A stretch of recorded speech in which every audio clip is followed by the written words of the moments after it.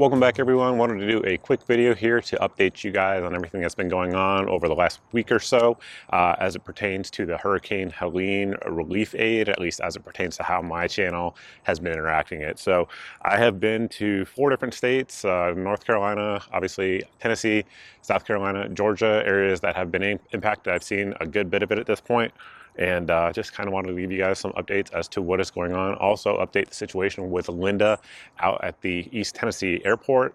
So I made a video on Friday of just over a week ago talking about how essentially the sheriff's department was ordered by somebody at the Tennessee state level, at least that was the word that we got anyway, to seize supplies, to take over the distribution of them from the organization that Linda had created and was running before that. That video went viral. It got like 1.2 million views within 24 hours and then magically has stopped getting views. It's almost like there's an algorithm preventing people from seeing stuff. But anyway, so the video had a big impact. A lot of people, of course, I dropped it, I believe, Friday afternoon. A lot of people, a lot of very influential, powerful political figures reached out to me and to other folks. And by Sunday, end of Sunday, that situation was resolved. And as of right now, Linda is back and operating and is distributing aid as she sees fit through the donations that people are sending there. And that sort of is where this video starts. So additionally, I've been working with the folks at United States Veteran Corps, as well as Paraclete, who is still running air supplies out there to the folks in need with all the different items that they do need in various locations. Additionally, recently, the folks over at Sawyer Products sent out some water filters for us. Some of you guys may have seen that, as did the folks at Olay sent out some stuff.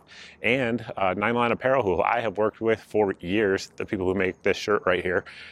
I've worked with them now for probably 6, 7 years. They also drove a few trailer loads of stuff up into North Carolina to be distributed to the folks out there. So with all that aid in place, I linked back up with folks over at Paraclete, and we headed back out into the mountains. First, headed out to Mountain City, Tennessee to meet up with Linda, kind of get a feel for what's going on the ground, if you will. She's exhausted. Most of us are who are in this situation, so not a super high energy type of video coming your way up next. And then we're going to follow on because we went somewhere else after that I think is pretty interesting as well. So with that, let's head out to Mountain City, Tennessee and see what Linda, what's going on with her, basically what her organization needs, those sorts of things, because they are changing all the time. And with that, enough from North Carolina. Let's go to Tennessee.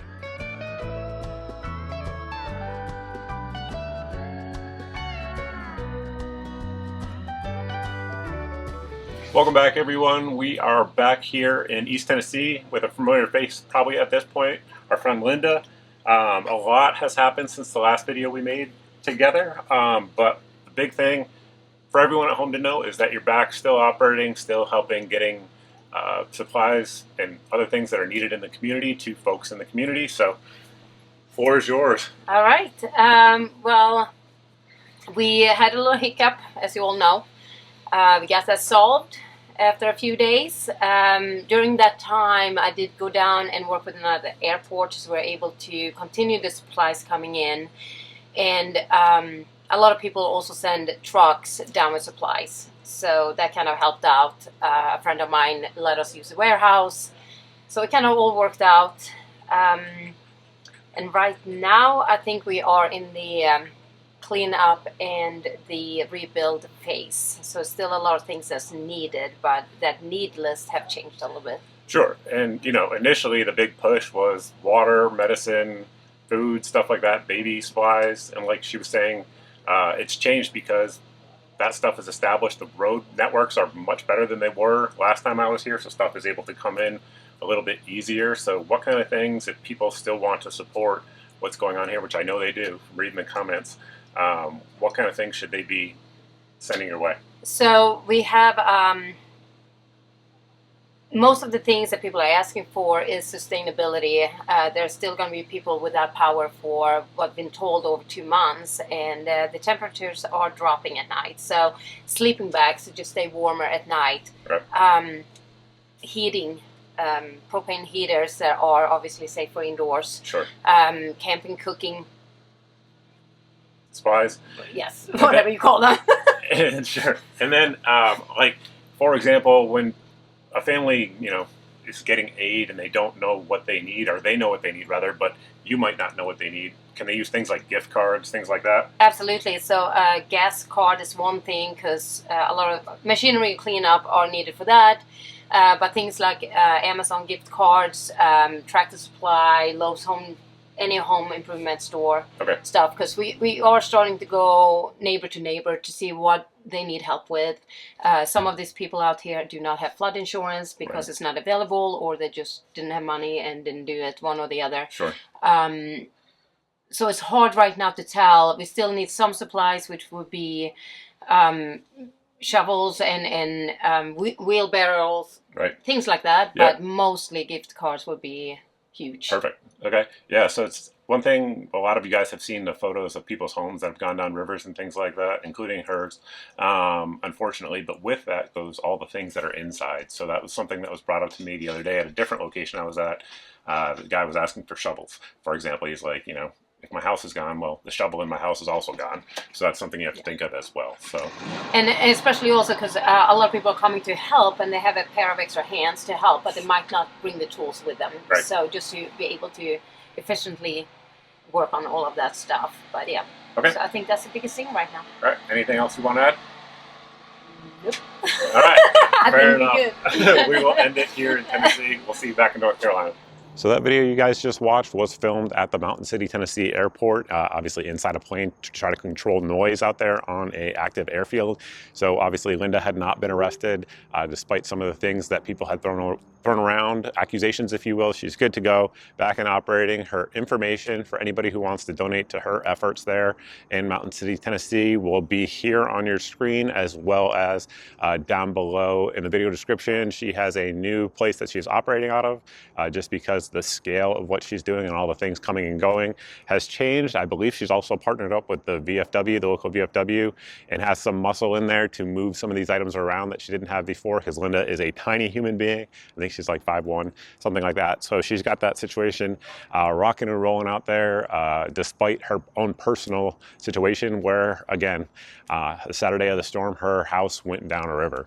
So she is completely homeless, and as are many other people out there. So she's just trying to help the folks who are in a similar situation to her. She has a place to live though, so she is good. She's not like actually homeless, like she's without a home, but she has a roof over her head at the moment, which is certainly good. And progress has been made since the original video that we did with her. But after we left Mountain City, Tennessee, we still had about, I guess, 3/4 of the plane full, and we headed out to Banner Elk. And I'm basically gonna show some footage here of us unloading the plane. And this is actually my first time I was at the Banner Elk location. A couple of things that just people should know, I guess, if you're interested in the situation. We should roll it in here on the map as to where it actually is in North Carolina. Number one, Banner Elk is like super beautiful. I've never been to that part of North Carolina. Obviously, I've been in Western North Carolina a lot, just not Banner Elk. Beautiful place. Obviously, they've had some really bad damage due to the storm. But one of the things, and I'll just roll it in here and kind of let you guys see the footage, but the operation they have set up there at Banner Elk, the folks who are running it are doing a fantastic job. So this is the collection point up here at the Banner Elk Airport. There ain't nothing around here but supplies.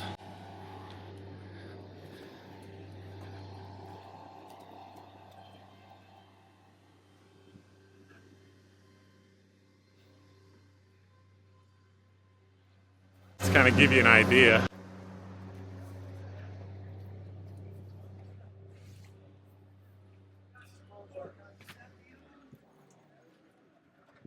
Pretty decent sized operation. And before we continue on with the story, we do need to thank the main channel sponsor, and that is Brownells. Many of you guys know Brownells for gunsmithing supplies, everything related to outdoors, whether it be accessories, magazines, optics, firearms themselves. All of that stuff can be found over at Brownells. All of their ad money from this video is going to go right back to the folks out in the mountains. So big thanks rather to them for supporting this video. Let's get back into it. I'm sure many of you watching this video right now are veterans of the United States military. Many of you guys were in Iraq or Afghanistan sort of in the early days, and that area set up there at Banner Elk is very similar to like the early days of those wars. It's kind of like a LSA, a logistical staging area, and they have everything extremely organized. They have needs lists that they're putting out every day, and in fact, a lot of the guys that were volunteering there, and gals as well, but the guys specifically in this case rather, were active duty military from Fort Bragg who are on leave. They took their own personal leave to go out there and work at that site, and it shows. It is run like a military operation. It is by the book and extremely well organized. So for the folks who are in Banner Elk, I realize a lot of you guys just had some serious damage and death as well in that area. That's obviously unfortunate. It's horrible, but you have a great crew out there at the airfield supporting you, and it should be links here to their whiteboard, and those are the two organizations that are supplying the goods there, as well as the United States Veteran Corps as well.